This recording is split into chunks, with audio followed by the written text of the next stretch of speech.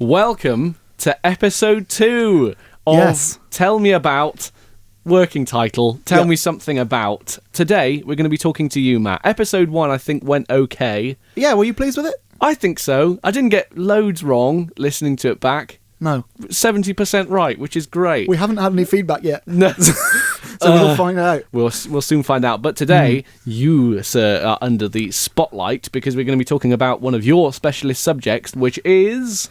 music for film / TV / games. Excellent. I'm looking forward to this because basically this is a chance to get to know a bit more about why you ruin the cinema for everyone.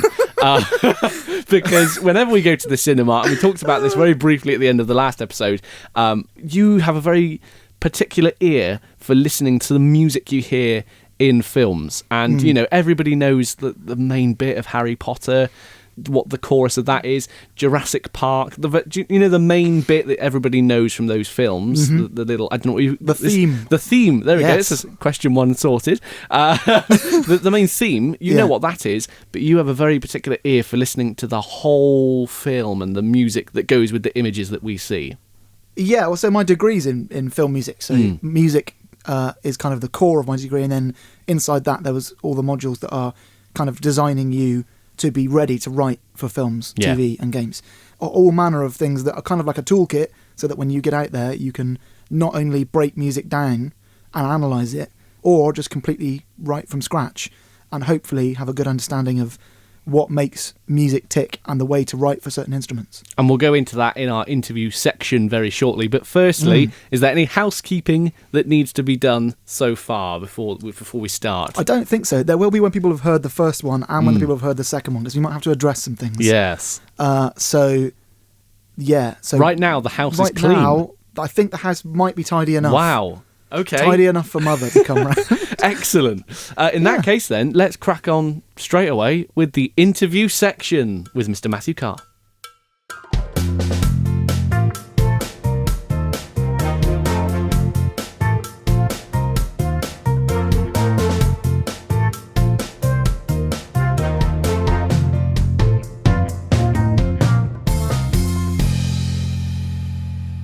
Okay, let's do it. Love that intro. Ask me questions. Lovely bit of music made there, whoever made that. See, that is the litmus test.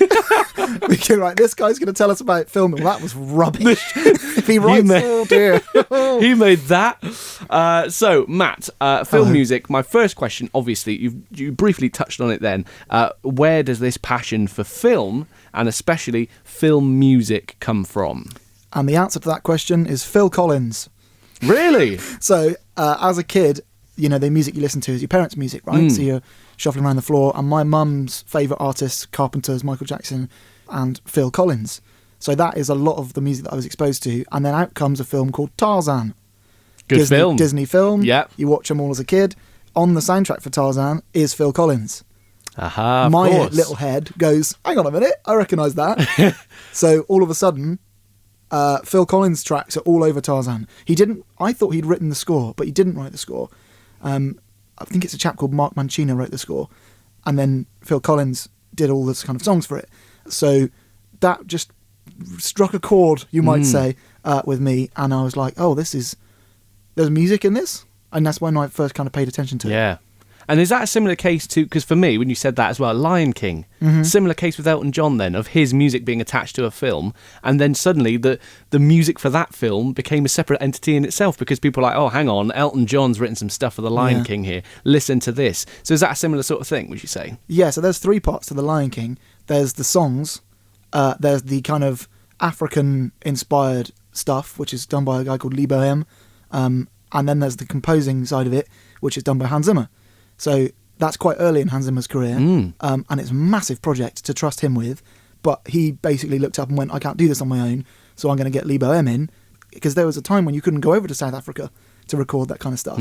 So like when I went to see Hans Zimmer in concert, they had this big screen, and they were explaining with The Lion King how he couldn't go to the countries that he wanted to go and record those African instruments. Yeah. So he sent Lee Bohem to go and do it, and then he'd come back with all these recordings. So there's kind of 3 parts to that, and then the songs weaving in with the score is kind of what makes the soundtrack of that one. Another one I really love. That's such a great soundtrack. It's so powerful. Yeah, we're going to go on to Hans Zimmer very shortly, but Interesting. I didn't know that. I didn't know that Hans Zimmer did work on The Lion King, so that's interesting. But so from watching Tarzan and listening to stuff as a kid and hearing those bits of music, from then you mentioned that you've actually decided this is the sort of path that I want to go down, and you've studied it at university. Yeah, so all throughout school, every now and again you'd have a little class on film music, and every time it came up I was like, yes please. So going through secondary school level, they'd let you do a little bit of music for a clip from Toy Story. And I was obsessive about it. And then we had a little studio in our school, didn't we? A tiny little music studio with like some MIDI instruments and some computer technology. And I kind of figured out, hang on a minute, on here they've got violin sounds, cello sounds, horn sounds. What can I make? So I used to go in after school for hours and sit there and just make up things that I thought might go towards films. And then doing A-level music, there's a composition side to that. And part of that was, here's 4 options. And one of them was doing for a wildlife documentary. So I made up a wildlife documentary about bison and that kind of thing, and wrote this big African Plains style 4-minute piece of music, which did pretty well. And I thought, okay, I've got, my teachers were saying, you've got something here, look into it. And that's really the only thing I've ever really loved doing, is writing film music and music for something, rather than just let's make a piece of music, because I'm terrible at that, without any ideas or any basis. Writing for something is what I love, and storytelling and how you can tell stories with music is something that really does drive me. And is that something that you can still do in school, or do we have enough technology now that you could do it at home? Even if somebody's listening to this, is that the sort of thing that you would recommend doing, is staying after school and just getting your music teacher to just give you that sort of, like you say, if it's visual for you, seeing a bit of silent film, because there won't be any audio with it, and building your own piece, is that something that people can still do in school, do you think? If they've got the tech for it, yeah. I know our old school does. And it's really, really available now. Almost all Macs will come with Logic or GarageBand even. You can put film clips in that. I write in Logic. So I probably should have stepped up to Pro Tools by now, because that's the professional standard. Yeah. Only because of the recording options it gives you. It's a bit less limited than Logic. Logic's less expensive. But yeah, most schools will have GarageBand or Logic, and you can load films in and just play about. That's really what got me into it, is being allowed, given me opportunity to go, hang on a minute, there's all these sounds I can play with. And then, I went on to do it at uni, and a large part of that is taking film clips that have either already got music or don't, because they never wanted music to be in the film. Or, it might be short films who don't have any music, and taking those clips and putting stuff to them. And that a large part of my degree is what I was assessed on, is the music that I put to those clips. And does that feel like a step up when you go to university and learn that from at a university standard rather than through school? Did you feel like it was a bit of a step up then? Massively, yeah. It's one of those things where you go into a degree and they're basically telling you you're going to get marked out of a certain number more intensely and more subjectively than you ever have before, especially with a creative degree, because there is no right answer. So they're going to say to you, right, what do you want to do for your project? For final year, for example, what do you want to do for your project? And I said, I want to write a portfolio of things, 5 different styles, 5 completely different clips, music used in 5 different ways, to demonstrate a kind of chameleon composer. And then had little bits of ideas from one clip that popped up in another one, to kind of show that composers have ideas that end up in multiple things. And we'll get onto that in a minute, I'm sure. Yeah. When we talk about massive composers, because that happens all the time. So I kind of did it on purpose, and was like, this idea worked for this scene and for this in a different way. So yeah, it came up twice, but that happens. Yeah. So yeah, university, you've got to not only make the thing, but justify the thing. And that's really what you're marked on, is whether you did it on purpose. So it's super subjective doing a music degree, but you really get a lot of choice in what you want to go and make. And as long as you've made something that is judgeable and that is a real thing, they're quite open-minded and will let you, people did audio-visual light shows and put music to lights and stuff. Me, I just went there to do film music, so that's what I did. Yeah. But all the modules leading up to that give you the tools to arrange for different instrument groups, orchestrate out, one little melody line to 100-piece orchestra. Wow. All the tech you need to be able to use recording, all that element to it. So yeah, there's an awful lot to it, and it was crazy subjective. And only in the final year did I really go, oh, you're looking for just the sheer justification. Yeah. As long as I can justify it, you're going to judge me on the quality of my work, but mostly, did I do it on purpose? Is it telling a story on purpose?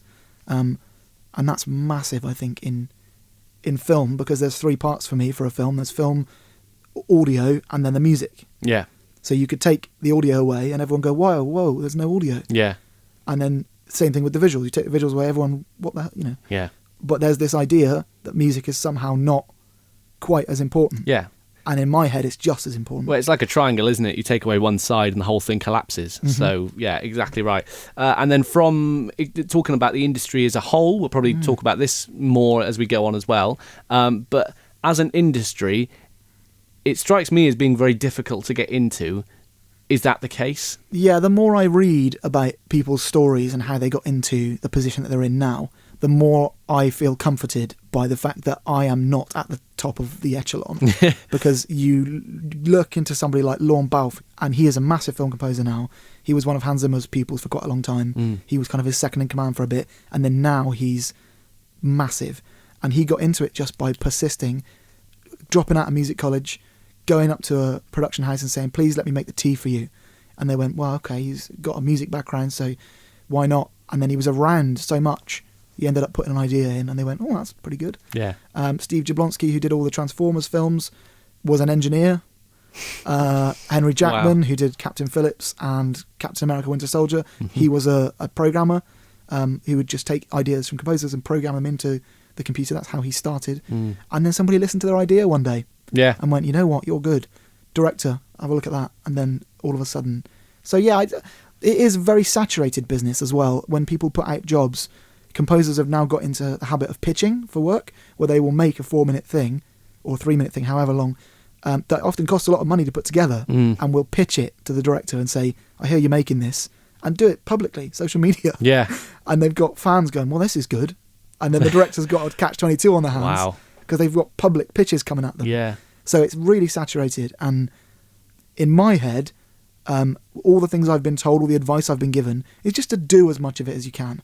So that's what I tend to do, is just try and get as much of my stuff where people will A, have it, and B, pay me for it as much as possible. Yeah, it's like what we were talking about last week, really, with radio stuff. It's so similar, of just being there and just doing it. This is a running theme that we've got so far in the 2 episodes we've done, of just, you've got your talent, just do it, and just sort of try and get as much of your work out there as possible in both senses of that world. So my second question is, how do you start building film music? So how does it go from idea that you've had in your head to eventually, in my mind, a big band sort of orchestra, composing that piece of music and recording it?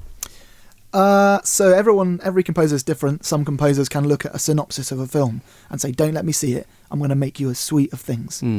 So rather famously, Hans Zimmer did this for The Dark Knight, is Christopher Nolan gave him a synopsis and said, right, this is the kind of characters I'm going for. And Hans went away and made him 11 hours of music for him to listen to on a flight. Wow. And he listened to it from America to Singapore on a flight, and then got to the end of it and was like, here's your notes. And then he went from there. So that can be one way of doing it. And I've done that in the past, where they've said, we're not going to show you it yet. This is the idea. And I write a theme. And they go, right, okay, we like the theme, we like the genre of music you've gone for, the style. That one had a lot of synths in it, so they were like, we love the synth sounds, bring out the more kind of aggressive bassy ones, and then we're going to give you the film and base the rest of it off that main theme. My favourite way to compose is to have the whole film and to go right from the start and watch it through 3 or 4 times, pick up the big moments.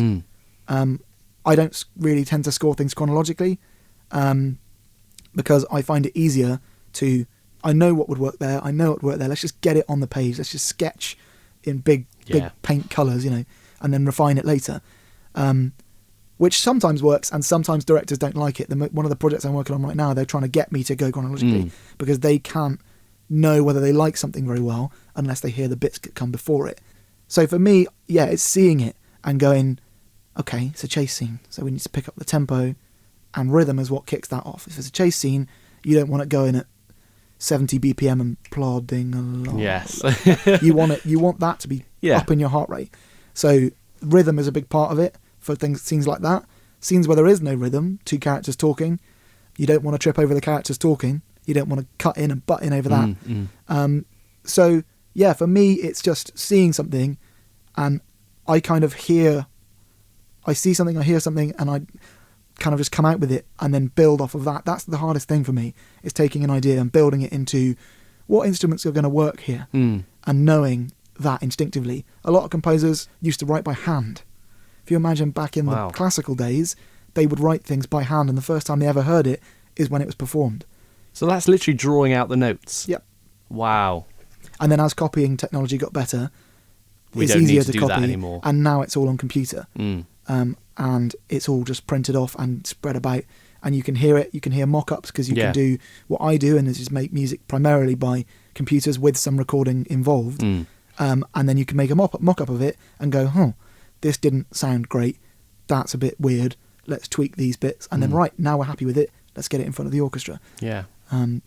Because one thing I will say is this is very expensive to use orchestras, big band ensembles. The studio time, the individuals, the session musicians, and the talent of session musicians we have in the UK is absolutely phenomenal. And as a result, the rate's pretty high. I'm not saying any individual's charging too much. No. But to get a 100-piece orchestra, that's a lot of money in the room. So, to take those ideas and flesh it out for a massive ensemble takes a lot of time. And now people are working more collaboratively than ever before. So instead of this idea of a lone composer shutting away in a room scribbling on notepaper, a lot of film scores now are being made with a lead composer and then a couple of people underneath them to kind of give them ideas and to flesh things out, and to program things into computers so they can hear what it sounds like. And those ideas are more collaboratively developed. And directors seem to be more involved than they ever have been before, and they've got an idea in their head of what they'd like it to sound like.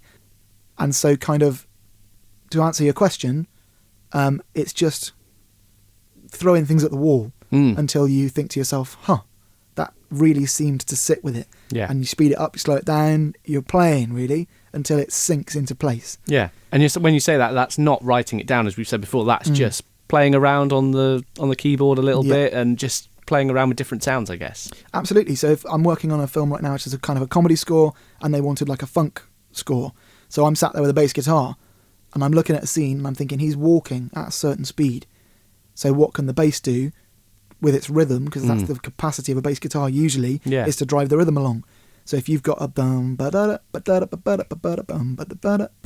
that little clicking you heard there is the walking speed of the person. So you're matching what you're seeing. And kind of doubling down on the emotional storytelling side of it, either in kind of a small way or directly, but when they're walking along, which is a technique they used to use in a lot of Disney films. It's called Mickey Mousing, where you see somebody creep into the room. That is matching what you're seeing exactly. So ideas come from just hearing a lot of things. I love listening to film scores just because I hear it and go, I tell you what, I'll use that. And that's what I think a lot of film composers have done, is go, that's a good score on it. God, I like the way you use that. Using elements. We'll nick some of that. Okay, so we mentioned it there about the musicians who play that music and how highly skilled they are. Are they regular people? Are they the same people that are playing those for all of the films? Or do you have to audition? And is it a different session musician every time? So my experience of this comes from, I did a placement year, part of my degree, in one of the bigger film music studios in the country. And to watch the individual ability of those people is quite stunning. I watched a good amount of the Planet Earth 2 soundtrack being recorded. Oh, wow. Just as a runner, that was my job. I would be filling up coffees, doing biscuits, copying out scores and going and handing them out to the musicians, and just being around if we needed microphone switching about. That was my job. And I never knew a lot of that side of it. For example, in a big room, you've got a conductor that stands at one point, and then from his left, all the way around from the left to the right, you've got the highest string instruments in the left side. As you get round to the right, they get lower and lower and lower and lower, and the horns do the opposite. So the highest horns are in your right ear, and it comes round. And they record all that in stereo. So why is that? Just so that it's got the fullest sound? Is that why they do that? It's so that everything's got its own space. So the bass kind of string instruments are in your right ear, but the highest horns are there. So if there's a horn melody, you can hear it because it's however many hertz above the bass stuff. Okay. And then the same goes for the other side. We've got the high strings and the low horns because they're not clashing. Yeah. And then that gives you all the separation you need. But so that's one way of doing it, and that's the common kind of orchestral recording way of doing it. But then if you're combining it with synths and all that kind of stuff and other instruments, things can get panned in your ear all over the place. So if you listen carefully, for example, I went to see The Lion King recently. I had all the drums in my ear because we sat in the top right of the theater, and that's where all the drums are panned. Of course, yeah. So all I could hear is bongos, and that really annoyed me. So of course it would. Right? This is what we're talking about. So come out of a film, and I'm like, where were the themes? Where were the themes? Anyway, so there's individual musicians. They sit down. A lot of the time I've witnessed, they sit down and they go. There's no practice. Wow. They might do a run through, maybe, but they sit down, they look at the sheet music, and they play. And they can just do it. They just know how it's got to be done. That's how good they are. Piano players, got two hands, doing different things, different times, and you're just reading and playing. It's exceptional. And does the conductor tell you how fast? Is that a myth? Or the conductor tell you how fast he wants you to go along playing those notes? So they've got headphones in, like we've got right now, a lot of the time, either one ear or two. It's got a click track in it. So you're hearing the tempo all the time. Right, okay. But the conductor is there as much to conduct your volume and the way you should be playing as he or she is the time signature. So whilst they are with their little baton conducting the time signature, they are also conducting, if you're not bringing it out enough, they'll wave your arm in their direction and lift up with their hand and go, come on, give me some more. Or they'll be, leaning down, getting everybody to shush. You can't see what my hands are doing. No. But they're kind of using their hands to tell the orchestra, give me more, give me less. Yeah. Or in a recording environment, mostly counting the time, and occasionally the conductor will say, no, I can't hear enough of you over there. Give me some more of that. And just being animated, and people respond to their animatedness.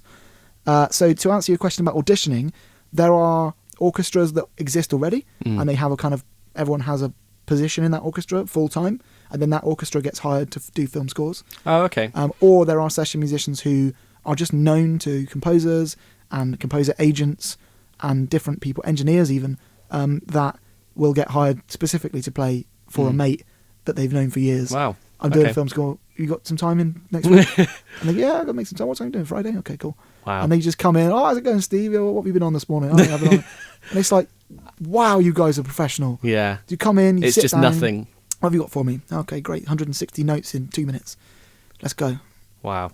So it's exceptional to watch them play. And the more that kind of sample sounds and computerized sounds are coming into the business, the more that professional musicians are under threat. Because as good as these, I'm going to call them fake sounds, but artificially created sounds, as better as they get, the more professional musicians are looking around and thinking, come on, stop this now. But then it doesn't compare. But I was going to say, they'll never quite be the same as playing it live either, And if you're a film director, you don't want to run the risk of it sounding not authentic. Yeah. I don't think, anyway. So if you're a small-time film director, if you're making short films, or if you're doing games or whatever, you don't tend to mind so much.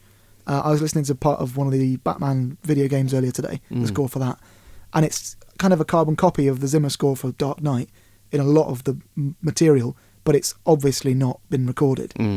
Whilst it sounds fantastic, it doesn't quite touch you in the same way. You can sort of tell. Right, so and a lot of these sample companies now are using real instrumentalists and recording in them playing 1,000 different things, and then that's what you're sampling. Right. So a lot of the stuff that I've got is they've actually gone into Air Studios or Abbey Road and gone, right, play this note this way, this note this way.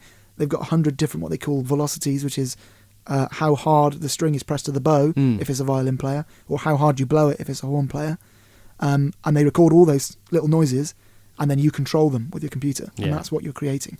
That sounds better. That sounds like a better way of doing things. It's really quite time-consuming to get something that sounds great. And, if you're working on a film score with a time constriction, you haven't got time to play about with all of that. So it depends how many people you've got on board, but the session musicians that we have in the UK, I don't know about other countries, but they're absolutely incredible. Yeah. To watch them play, it's very special. Yeah. I would recommend it to anyone who goes to a concert to go and see the BBC Symphony Orchestra, for example, or the London Symphony Orchestra. They're just amazing.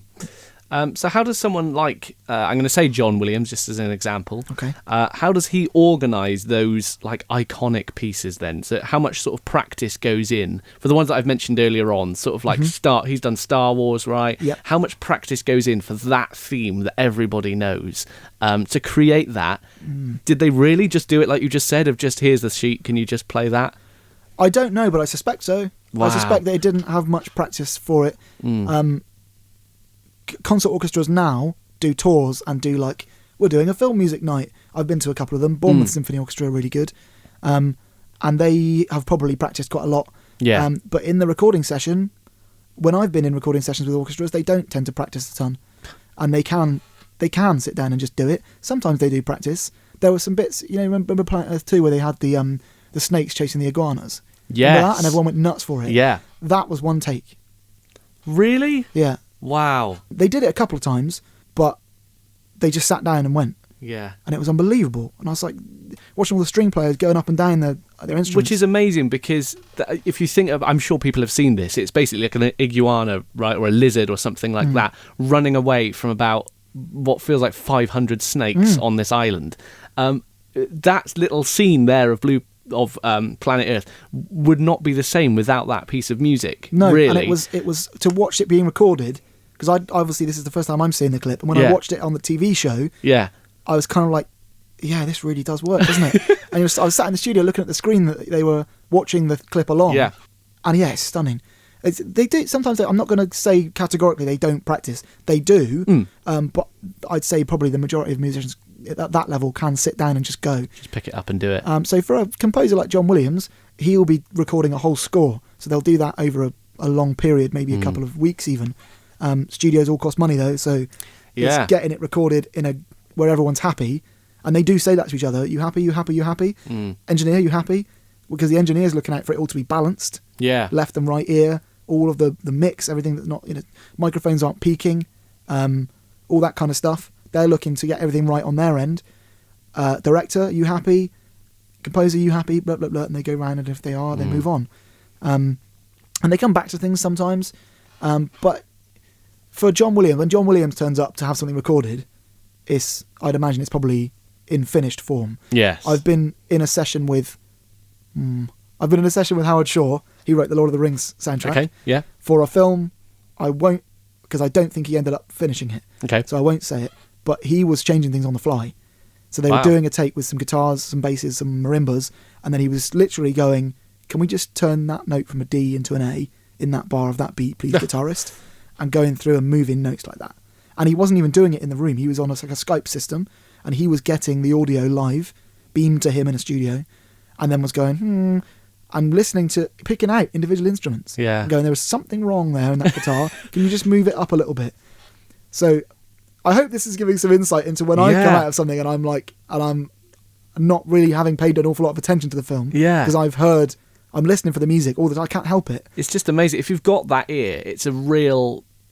Well, it is a gift, really, because you are hearing... It's a gift and a curse for you, because you can't enjoy a film anymore. But like, I'm something not anywhere like that, near the same level as somebody like Howard Shore, so I can't really imagine him going and watch a film. I have a massive appreciation for a thing that I never had an appreciation for before. So yeah, sitting down for films like Marvel films, I know all the Marvel film themes. Yeah. So I'll sit down for Avengers and go, right, I want to hear Captain America's theme. I want to hear Iron Man's theme. And if I don't hear them, there are so many moments where the camera shot is on one person and it's their moment. Where is the theme? And you don't quite hear it. And that's another side to film scoring is the journalistic side to it, where there is a whole industry of people who review film scores. And I've been lucky enough to be involved in a podcast where they talk about a film and its music and just discuss all the things they liked. And the two I did were Fantastic Beasts, the new Fantastic Beasts film, and the Nutcracker film that came out last year. Wow. And they're scored by the same person, and they come out a week apart, which was just chance. Money's rolling in for that composer. Well, James Newton Howard it is, and he cranked out maybe 3 or 4 scores last year. Okay. And just to listen to the two in separation, completely different. And it's amazing that you can go from one project and go, right, I'm going to do nothing like that for the next one. Yeah. So yeah, those big ideas and whether they take practice, 10,000 hours, isn't it? Is what they say to get something up to scratch. So for a composer on a score, I get quite obsessive over getting something sounding exactly right. Yeah. And whether I'm recording it and I keep messing up the recording, because a lot of my recordings I just badly play the instrument and play with it. So yeah, it's a lot of practice and a lot of hours to build up that kind of cognitive, I see something, what comes out of me musically to that. So that's the way you've got to be, isn't it? That obsessive, really. I wanted to also ask you as well about going back to sort of recording those iconic themes and that sort of stuff. For an entire film, how long does it take to record an entire film's worth for that big orchestra to do it? For example, something like the Harry Potter films. How long will that take to record an entire film's worth of music? And also, when do they do it is another thing I wanted to know. Do they do that whilst they must do it when the film's finished, surely? Or are they still doing scenes? Are they still acting out scenes? And then once that's finished, right, here's the finished bit. Can you add something to this, please? So there's kind of two questions in there. Yeah. So the first one was about how long it takes. So I know that for which Bond film was it? Spectre? Or what's the one after Spectre? That was the latest one, I think. Okay, so Spectre. Yeah. They hired out Abbey Road or Air, whichever studio they used, for like 2-3 weeks. Oh, wow. Okay.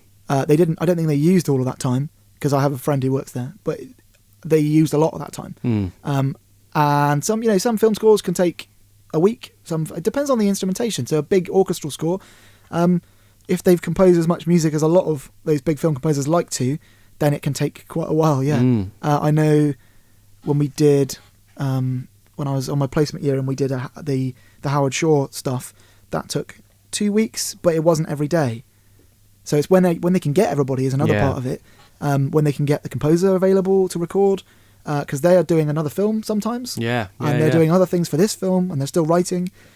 So there can be times, I know this, where Howard Shore was composing until 2 a.m. on Lord of the Rings, gave the music to his copier and said, get that ready for the orchestra at 9.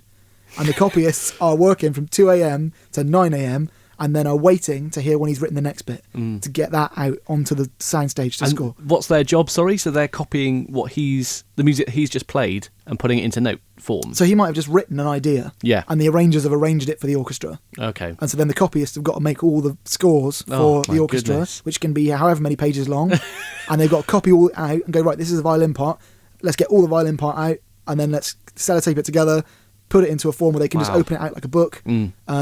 Because also, they might have to turn a page live. Yeah. So that's another thing you have to consider.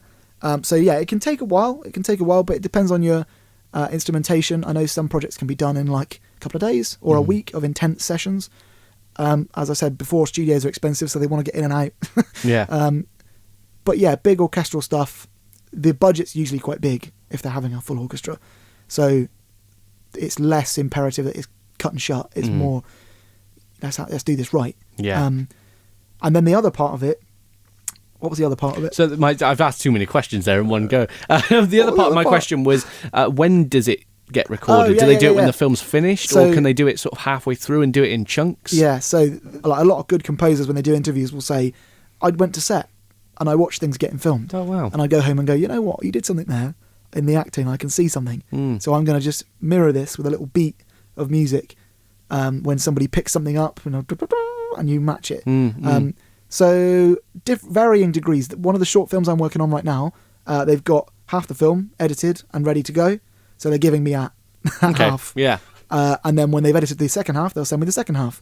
And short films, they've got less money, they've got less time, they've got less people on it. So they will give you it when they've got it. Or not, and go, right, we've got 3 weeks. What can you get done in 3 weeks? Yeah. So I think it kind of varies from project to project. I don't think there is a set amount of time. And I know some composers will get other composers involved because they don't have enough time. And I know people have gone to Hans Zimmer in the past where they've had a composer on board. Pirates of the Caribbean, for example, there's a clip on YouTube of who did one? I think Alan Silvestri did a theme for Pirates, and they had him on the score as the composer. And then went, you know what, we want to switch gears, and they went to Hans Zimmer last minute and said, can you do this? Wow. And he got Klaus Badelt to come in, who was one of his mentees at the time, one of his pupil kind of thing, people helping him and working for him, to come in and go, right, write me a load of stuff for this, I'm going to write the themes.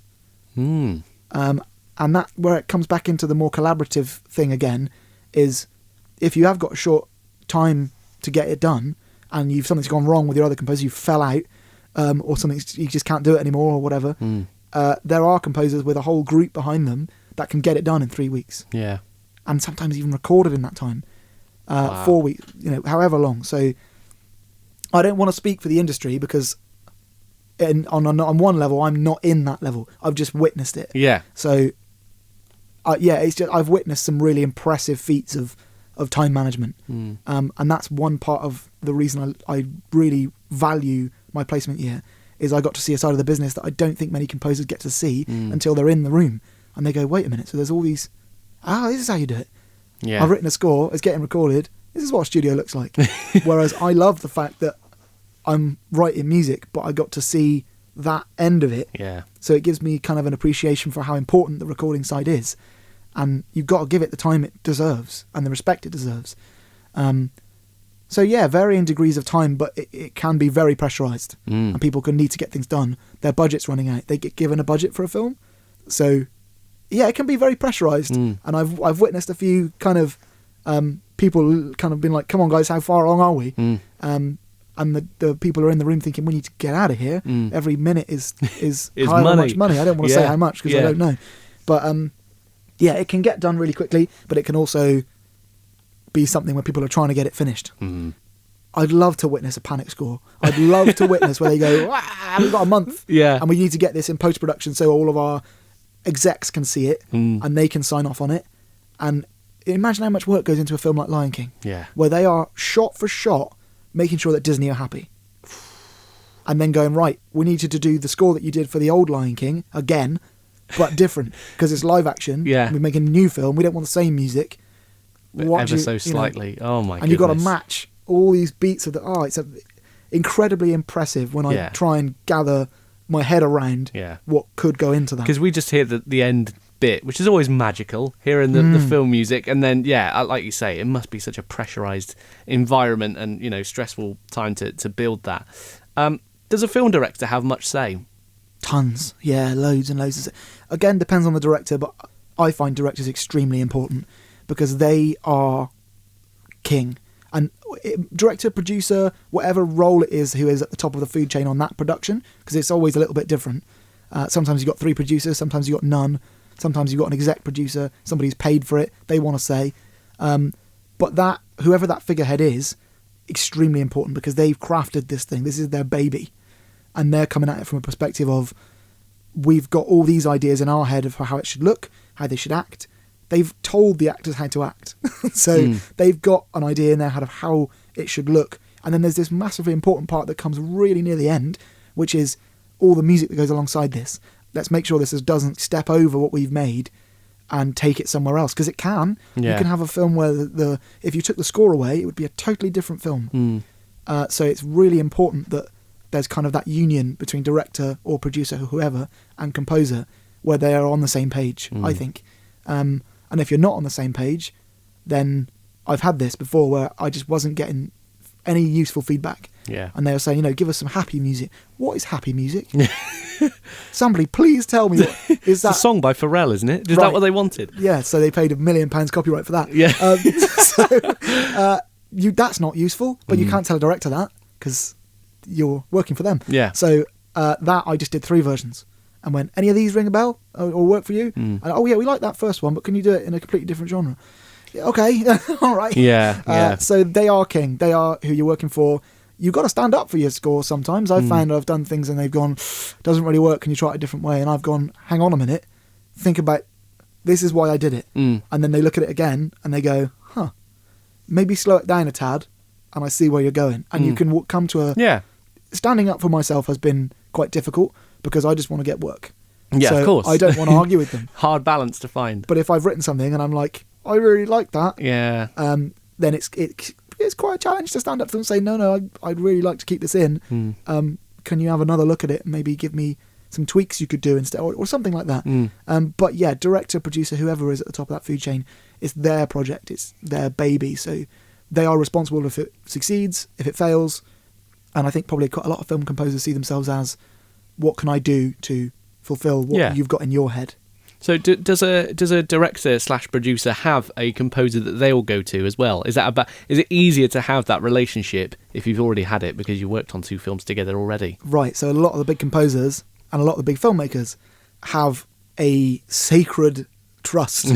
Steven Spielberg and John Williams. I can't even count how many films they worked on together. Massive films where Spielberg was making this thing and thought, there's only one person I trust and know can do this. Yeah. Same goes for Chris Nolan and Hans Zimmer.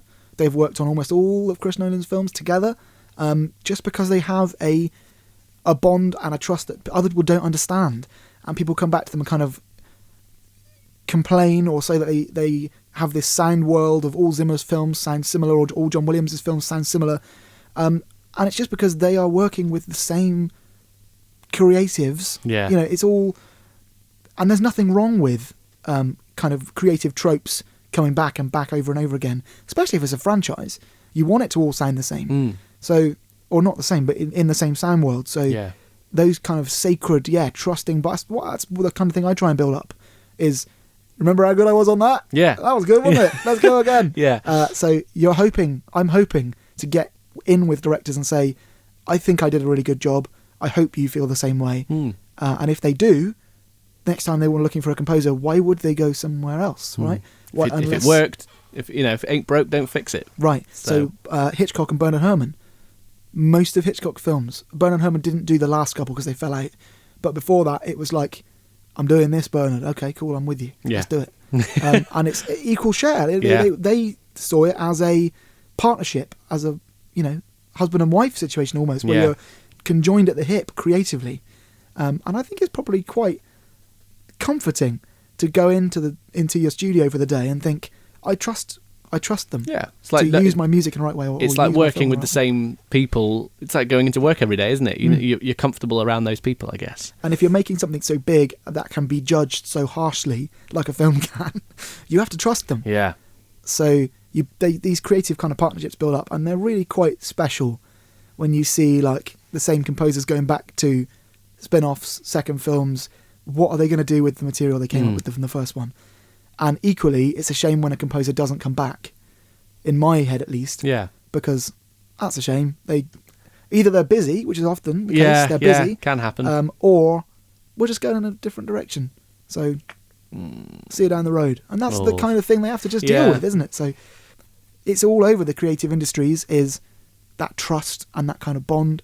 And if they get there, then great. That's, they've made it. So your mission is to get into that industry. How do you do it? I mean, we're only at the beginning of your mission to get into it, as I say. But what is the plan? Well, you're giving me too much credit there. I've been at it a couple of years. So, yeah, it's a good question you ask, because there is no way. As I was saying with Lauren Balfe earlier and Henry Jackman and Steve Jablonsky. I think it's just a case of being in the right room at the right time. There is a school you could go to. Yeah. What's it called? I can't think of it. There are university degrees for film music, and then you can go and study film music as a master's at Berkeley in America, and then film composers hire assistants directly from there. Wow. And a lot of the big film composers went there. So that's the really proven one school that people go to. Other than that, assisting somebody big.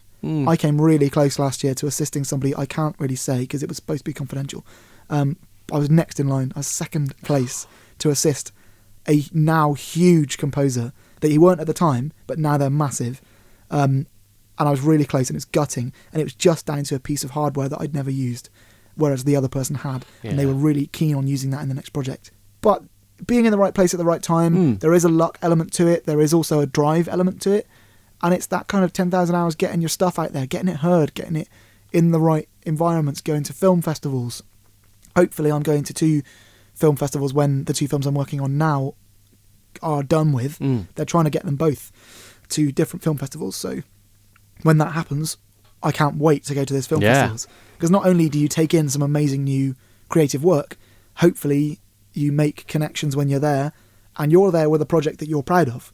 And if anybody else sees that and goes, I tell you what, that was great, the music was something quite special, then you never know what can happen. Yeah. So, I quite enjoy doing it on the side, actually. And I say on the side because I have a job 9 to 5 and then come home and I get onto the films that I'm working on, or write music that gets licensed in TV, which I really enjoy because they're little 3-minute things that I just had an idea in my head, just hummed it into my iPhone, and then went, right, I'll make that into a thing later. Yeah. And then I did. So little 3-minute clips for TV and stuff. Got some of that on like Channel 5 and Channel 4 this year. Made some money out of that. That was cool. And just getting stuff on stuff, and getting your content out there. One of the reasons I think we're probably doing this podcast, isn't it? We've liked this form. We've liked this creative outlet. And we want to just see if we're any good at it and get it out there. Yeah, exactly. It's just having a go, isn't it? It's just doing it. Like I say, just putting the stuff out there. Nobody's got the right path, really, or I don't think so, the no. one path of how to do things. So, yeah, well, best of luck with all that because, I really think that, as you say, you were this close. I'm sure that opportunity will come again, as it will for anybody else who's listening to this and sort of thinking, I'd like to get into that sort of industry. Yeah, it's the amount of times I've been told don't give up. And 24 is the age I'm at now. Yeah. And I don't feel like I'll ever really give up. No. Because the number of assistants that I know that are in their late 20s and early 30s and have families and are assistant composers, it's a very saturated market and it's not an easy market to climb into. And it does take a lot of drive, a lot of time. So, yeah, I'm not freaked out by it at all. It's a very intimidating industry, to me, in a wonderful way, because what can you create? If you're given the time, you're given the budget, you're given the creative license, what can you create? Yeah. So that's what. Yeah, I sit there and listen to film scores at work, wherever. I sit and listen to film scores because they are a thing unto themselves. They are an art form, hopefully outside the film. To me, that's a mark of a great film score. Is you don't even need to watch the film. You can sit and listen to it, and it evokes the feelings you had when you heard it the first time. Yeah. And didn't even know you were listening to it. And you know what's happening at those bits because you pick up little bits here and there. Mm-hmm. So now we move on to what I think is the hardest question of the podcast, and that is John Williams or Hans Zimmer,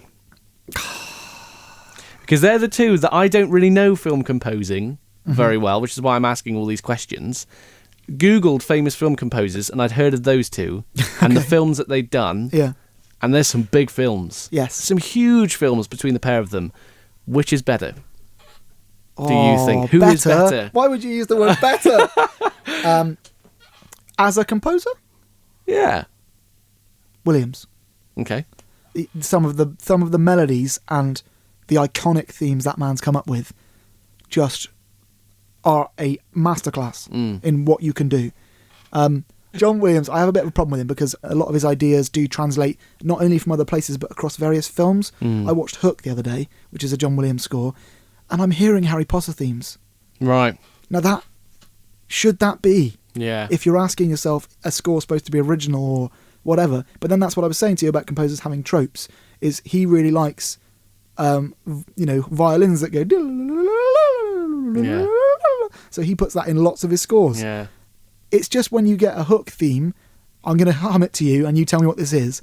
Da, da, da, da. Well, that's Indiana Jones, isn't it? Exactly, which John Williams also did. Right.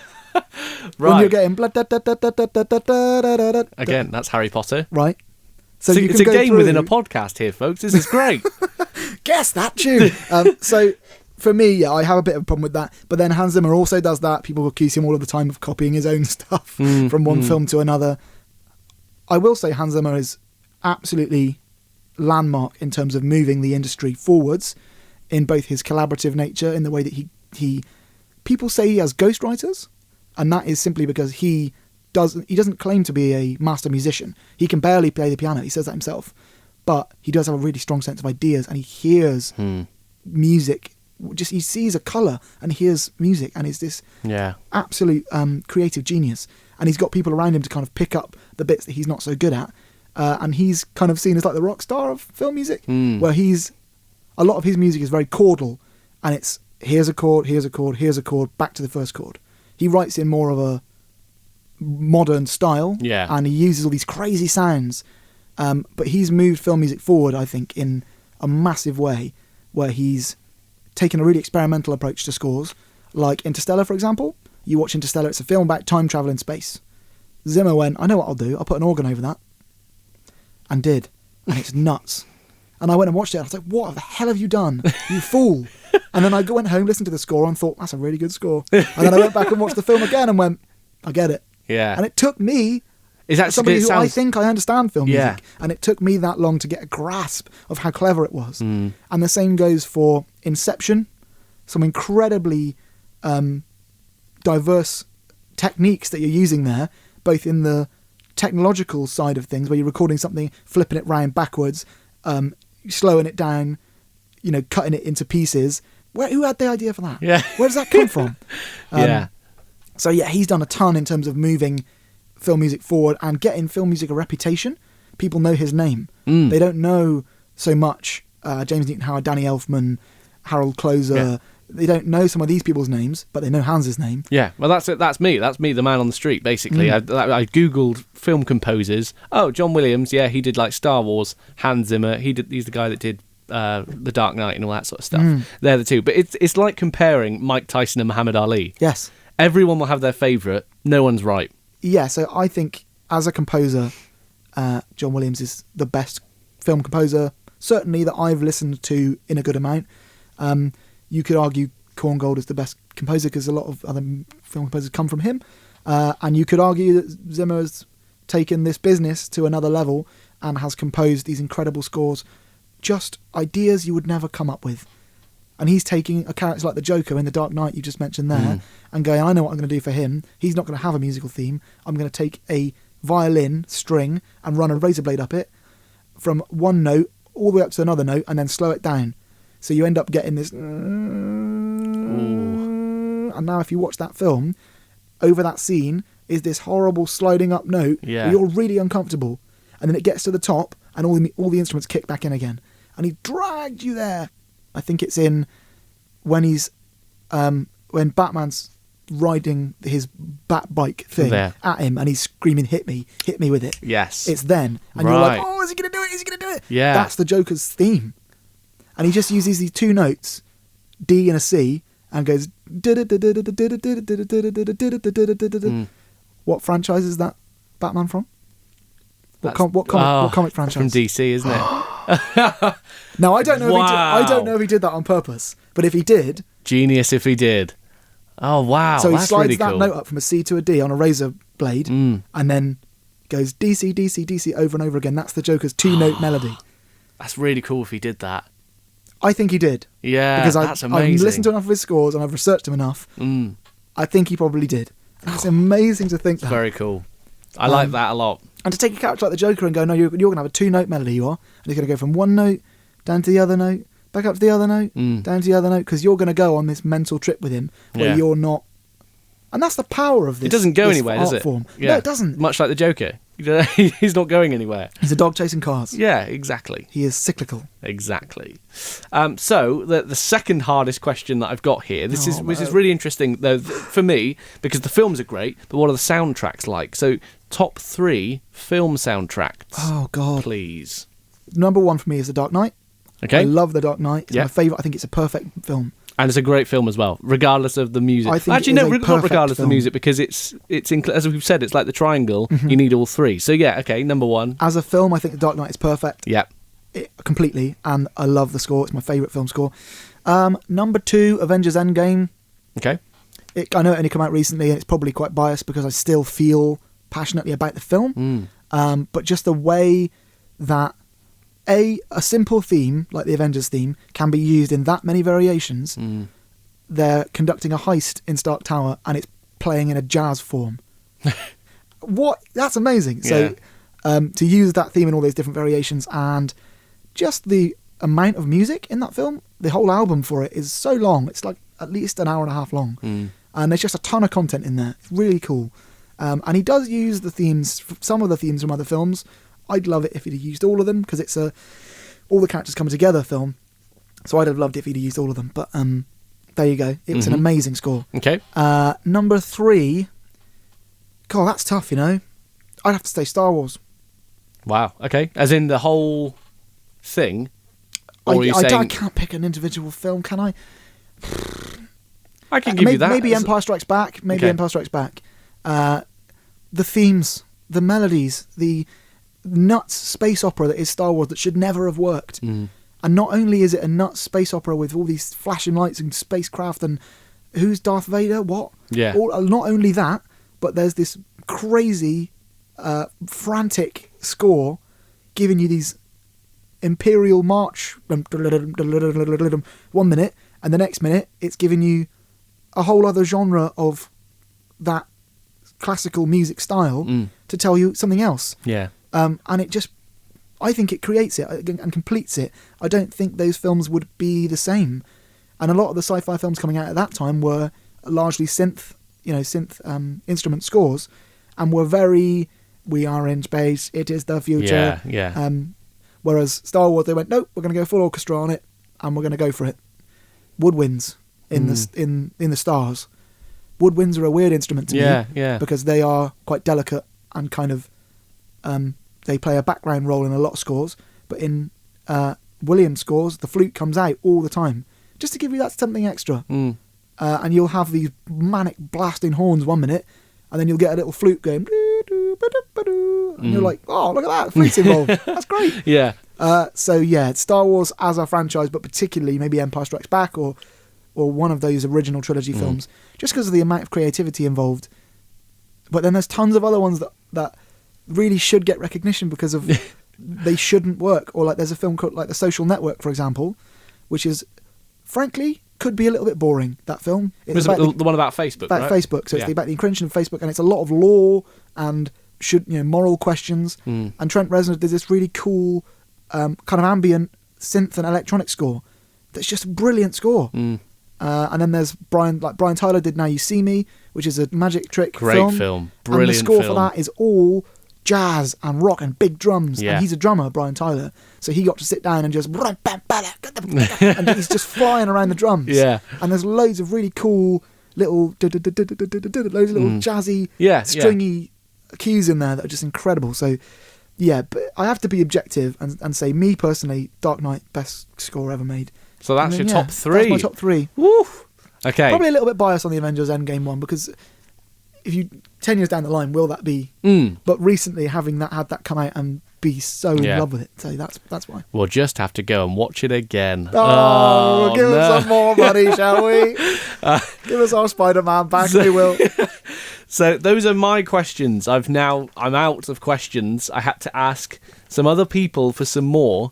So we've got 2 more. Okay. And this comes from a lad called Ben. Oh, That is my brother, yes. Brother Ben. And he just wants to know, do you sit down and write a composition till it's finished, or do you sort of keep going back to it? Keep going back to it. I can't sit there for hours and hours. Now, you give yourself 10 hours, you'll use 2 of them. Yeah. I can't sit there for 10 hours and write. And this is just me. I'm not speaking for professional composers. Might sit there for days on end and write the same film, and they might have the attention span to do that. I don't. So I can sit there and I can get a load done in a short time, and then go, right, next, let's do a bit of this one, and then next and next and next and next, until you've got. It's a little bit like sketching, where you've just chucked a load of paint or a load of pencil on the page, and then you're sort of thinking, right, I've got an outline of this thing. Now let's hone in on different bits and try and colour it in, tweak it, and colour it in, and give it that bit of something extra that makes it sparkle a little bit. So taking it says, so you're not going to use the whole thing. You have to keep going back to it in answer to that one. And then, much like last time, I asked my mum for a question, and she wants to know. This is actually quite good. Do you have a favourite genre of film that you like to write music for? Ooh. Action. I love an action film. Is that just because there's lots going on? There's loads to work with. And that's just me, because there are other composers who work brilliantly with much more subtle things going on, and do these lovely... Thomas Newman, for example, who did WALL-E, and which one? James Bond Skyfall, I think he did, which is out of character, I think, for Thomas Newman, because he does lots of quite complicated films and quite sort of what you're going to go with here, and uses a massive breadth of instruments. If you go and listen to the WALL-E score, it's a film about space. Yeah. And in there is guitars, violins, flutes, marimbas, glocks, loads of different percussive instruments that you just wouldn't expect to be there. And action just gives you loads to work with. Loads of beats, and they call them stabs, where you get like a horn stab, bat. Yeah. There's loads and loads of those. And you just get to sit and revel in what you're seeing. And if things are exploding, you can just back off and let the explosion happen, and then you're back into it. So, I love writing for action, and I never lose concentration with it. Writing short films, writing games, most of those things I've worked on are either sci-fi or kind of action-y or a funk in the case of the new one. So yeah, it's fun to be a chameleon, and I think that's something that I try and be, and will always be trying to be, is a chameleon as much as possible, so that I can sit down and go, oh, this is a challenge. Let's see what I can do. So yeah, action's always a bit of fun. Action's always the best. Yes. Well, not always the best. Careful. Well, no, but people get upset. not the best, but the one that you like recording music to, composing it's a music lot of for. fun. Yeah.